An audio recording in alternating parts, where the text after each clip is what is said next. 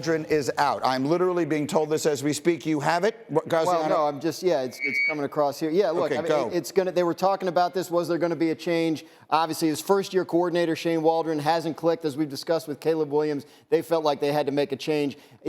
It's all about when you have a rookie quarterback and something's not going well for the rookie quarterback, you change it. And unfortunately for Shane Waldron, that seemed to be who it fell on. Okay, so that is news that we are literally receiving as we speak here. And so let's take a moment and react to this. This is an organizational catastrophe with a capital C. All right? The city of Chicago, the Bears, they have that big C on their helmet. They should change it to catastrophe. The degree to which they have mishandled this situation is now embarrassing. You decide Shane Waldron is the guy. You know when the season ends last year, we have the most important thing we're going to do in the foreseeable future is develop this quarterback. They chose, to your point, Dan, they gave Caleb Williams their playbook in February, right, at the Combine. Yes. There was never a question who they were going to take. All in. They've known since well before the draft itself, who their quarterback was going to be. The overwhelming priority of this franchise, of this organization, of this business was to develop this young man who clearly has gifts that almost no other quarterback we've ever seen has. It was to develop him. And they chose a person to do that. Why were they so limited in their options? At least in part because they kept a lame duck head coach, so none of the young, hotshot offensive coordinators who had a lot of options were interested in going there because they all knew we're 1 year away from getting fired anyway. So the bottom line of it is they go out and they hire Shane Waldron. At the time they did, everyone said, really? Seems like a very unusual decision, and now it's a disaster. And now the head coach actually had to come out yesterday and announce they're not benching the quarterback. Well, you got to ask. That's like saying we're not folding the franchise, right? This is it. This is another step in what is an organization that cannot get out of its own way. Yeah, look, I think you go back to last year, Matt Eberflus, the head coach. Everybody keeps saying lame duck.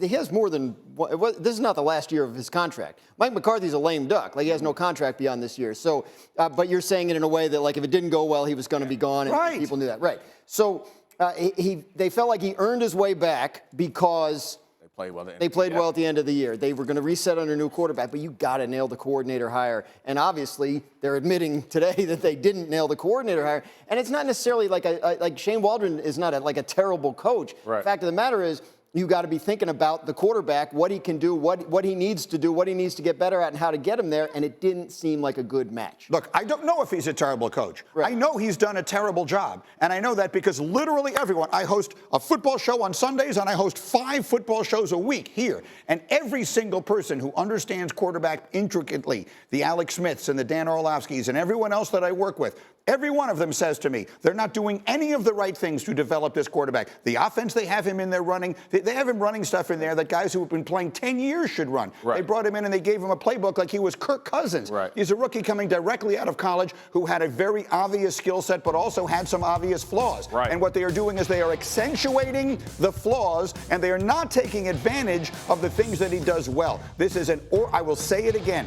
When things go this badly, and if you cannot give them the benefit of the doubt, because we just went through this with Mitch Trubisky, who was drafted ahead of Patrick Mahomes. Yeah. Why? Because people thought he had incredible amounts of talent.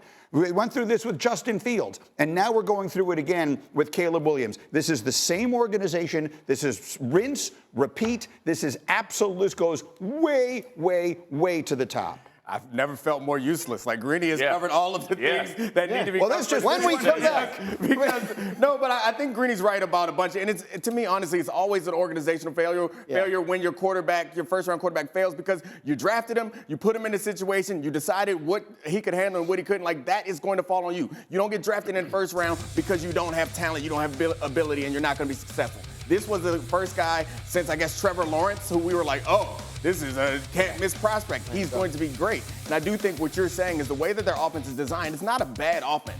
But I do think that some of the receivers that we thought were going to be great man-beaters and be open early all the time, they aren't doing it. And the portion of their offense that has issues is the interior offensive line. To Jeff's point, you need to boot away. You need to run screen passes. You need to do things that both take pressure off of your offensive line and take pressure off your quarterback. That's my biggest complaint. And I know you have a good metaphor for this, but my biggest complaint is you have to slowly build with the quarterbacks, is you give them something that they can master. And when times get tough, this is the thing. If it's boot, that's fine. If it's quick game, that's fine. If it's a screen pass, that's fine. So you solidify that, and then you add something else. It seems like they did it the opposite way, which I guess sounds similar to how they've done it with Bo Nix, where they're just like, all right, we're going to throw it all at you. You're going to go through hell this first few weeks. But by the time you get on the other side, you will have mastered all this stuff, but he hasn't mastered any of it. Something to fall back on when things go badly, right? That's the whole thing. Something you can count on. It's paralysis by analysis is what ends up happening with quarterbacks, especially young ones, is he's given up the most sacks, or he's taken the most sacks when his offensive line has a pass rush win rate. What that means is the timing in his head isn't triggering him to go, let the ball go. I'm going to go run around. I'm going to go pull the ball down. I'm going to get as much as I can. And what happens is those things start to snowball on top of each other. So you see him paralyzed, basically. Oh, I can't. And then bad throws, errant throws, taking a sack with pressure that you can clearly see is walking to the edge of the line of scrimmage. Everything kind of goes, because then the game speeds up. When you're talking about a kid like this, it is find the rhythm of your offense with what he does well. They haven't done that. Obviously, Waldron paid the price. They're going to find somebody who else is going to run it.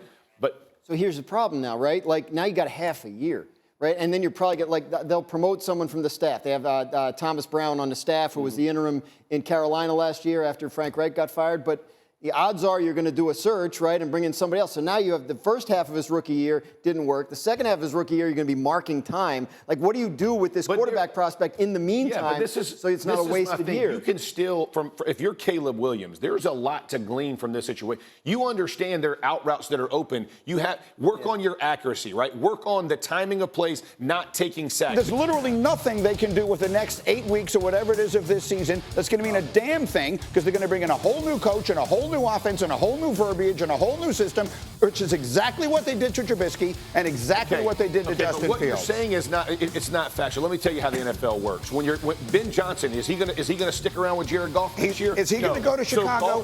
Would you take that job if you were Ben Johnson and you had other options? If you like Caleb Williams, if you like Caleb Williams, you're taking him. Yeah. I mean, if he looks, but what I'm telling you is, when you say that, the best ones are going to leave for somewhere else. You're going to have to learn a new coach. In the NFL, we don't all stay together for 25 years. It's not a marriage, bro. You're dating until they go. So Caleb Williams himself can learn things while this process goes on. Do not just take it and scrap it. I understand what you're saying from the coaching staff. It's harder, but there are things you can learn as a player when things aren't ideal, because it's going to happen in the NFL. To Greeny's point, someone else is going to come in with a whole new plan, and their step one is going to be different than the step one that this coaching staff is starting to implement. So I get your point. What you want to get out of this next couple of weeks is just some feel good. That's what I mean. Like some plays that feel good, that you can remind your quarterback that he is good enough to play in this league. And that's why I think that's why you ask the question of, do you bench him? Because it's not a bench him because he's bad. It's a bench him because you don't want him to get worse. And in this situation right now, with what's happening with that team, that O-line, like, this is why you fire the offensive coordinator, because there's so many issues. And you say there are people open, but there aren't always people open. I agree with that. He doesn't trust anything that he's seeing, and it's tough to get over that. All right, I have to pause briefly on that thought.